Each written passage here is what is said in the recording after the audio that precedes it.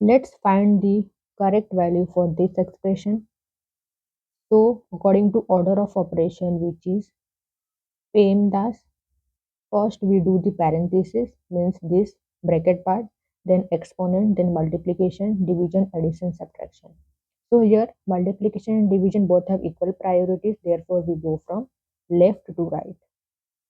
Now the question is 30 divided by 6, bracket 30 divided by 6.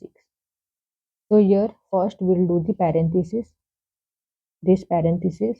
So write 30 divided by 6. 6 5s are 30. So 5. Now division and multiplication both have equal priorities. Therefore we go from left to right. First we'll solve this one.